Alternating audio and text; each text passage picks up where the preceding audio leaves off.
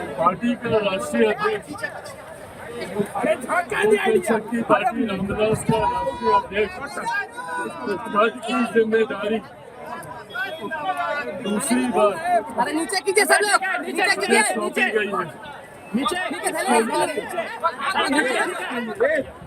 इसके लिए मैं पार्टी के तमाम साथियों का, तमाम कार्यकर्ताओं का धन्यवाद करता हूँ और ये विश्वास दिलाता हूँ कि अगले 5 सालों में पार्टी को नई ऊंचाइयों तक लेकर जाने की जिम्मेदारी को पूरी ईमानदारी से और पूरी मेहनत से निभाने का काम करूँगा। ये पार्टी मेरे नेता, मेरे पिता आदरणीय रामविलास पासवान जी के विचारों पर चलने वाली पार्टी, उनके सिद्धांतों पर चलने वाली पार्टी। इस पार्टी के राष्ट्रीय अध्यक्ष की पुनः मुझे जिम्मेदारी मेरे लिए जाहिर तरफ यह हर्ष और गर्व की बात है। वही एक बड़ी जिम्मेदारी भी है और इस जिम्मेदारी को अगले 5 सालों में पूरी ईमानदारी और मेहनत से निभाते हुए बिल्कुल ये चिंता का विषय है। और देखिए जिस तरीके से इतनी घिनौनी ये घटना है, जिस तरीके से इस घटना को हम अंजाम दिया है, ये मानसिकता दर्शाता है कि किस मानसिकता से ग्रस्त वो व्यक्ति था जिसने इस तरीके से इस घटना को अंजाम दिया। ऐसे लोगों का सभ्य समाज में कहीं पर भी कोई स्थान नहीं और इन लोगों के ऊपर सख्त से सख्त कार्रवाई होनी चाहिए।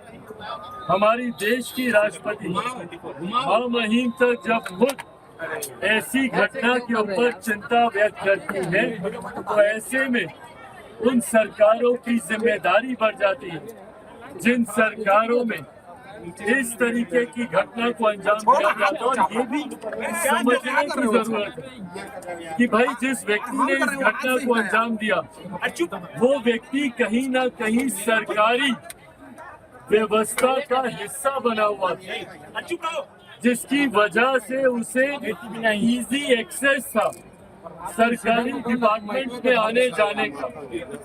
अगर ऐसी व्यवस्था, अगर आप किसी व्यक्ति को दे रहे हैं और सरकार का संरक्षण ऐसे व्यक्ति को मिल रहा है तो एक चिंता की बात है।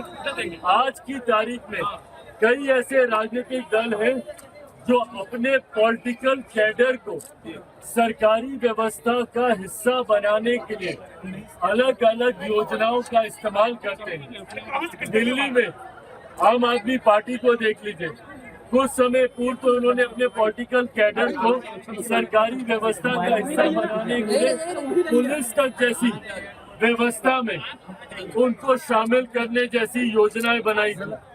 ऐसे में जो पॉलिटिकल पार्टी बिना वेरिफिकेशन के अपने पॉलिटिकल कैडर को सरकारी व्यवस्था का हिस्सा बनाती है, ये भी चिंता का विषय है। ऐसे में जिस घटना को अंजाम बंगाल में दिया गया वो भी कहीं ना कहीं पॉलिटिकल कैडर एक सरकारी व्यवस्था का हिस्सा बनने की सोच के साथ ही वो आगे आ रहा था, जो पूरी तरीके से आने वाले दिनों में बहुत ज्यादा नुकसानदायक हो सकता है।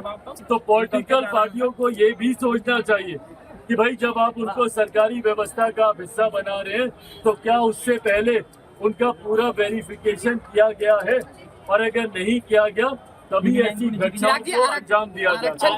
भाई जातीय जनगणना आप यहाँ पे करा ही चुके हैं। आरक्षण को लेकर जितनी बातें थी ये हमारे प्रधानमंत्री आदरणीय नरेंद्र मोदी जी स्पष्ट तौर से कह चुके हैं कि आरक्षण के जो प्रावधान डॉक्टर बाबा साहेब भीमराव अम्बेडकर ने बनाए थे उन प्रावधानों के साथ कहीं कोई छेड़छाड़ नहीं की जाएगी। तो इसके बाद राजनीति करने का क्या मतलब है।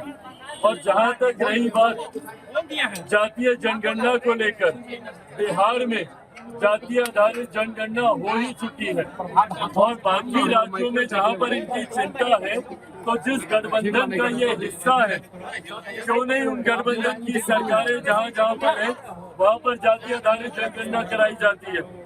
क्यों नहीं जहाँ पे इंडिया अलायंस की सरकारें हैं, जहाँ पर कांग्रेस की सरकारें हैं या इनके समर्थन वाली सरकारें हैं, क्यों नहीं वहाँ पे जाति आधारित जनगणना ये लोग कराते हैं? तो उसके लिए बिहार में धरना देकर क्या मतलब है? आप कहेंगे कुछ, करेंगे कुछ और बिना मतलब इन बातों पर राजनीति करेंगे, ये उचित बात नहीं है। और वो किसी भी राज्य में, मैं इस बात का पक्षधर हूँ, देश के किसी एक भी कोने में महिलाओं के साथ अगर इस तरीके की घटना घटती है तो जल्द से जल्द दोषियों पर कड़ी से कड़ी कार्रवाई होनी चाहिए। पर अगर आप उस बात का उदाहरण लेकर देश को जलाने की सोच अगर कोई राज्य का मुख्यमंत्री रखता है तो इससे ज्यादा शर्मनाक और कांच की हांडी बार बार नहीं चढ़ती।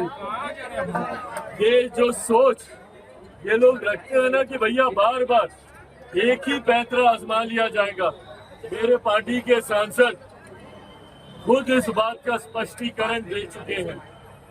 हर कार्यक्रम में मुझे राष्ट्रीय अध्यक्ष चुने जाने पर भी उन्हीं लोगों की सहमति थी।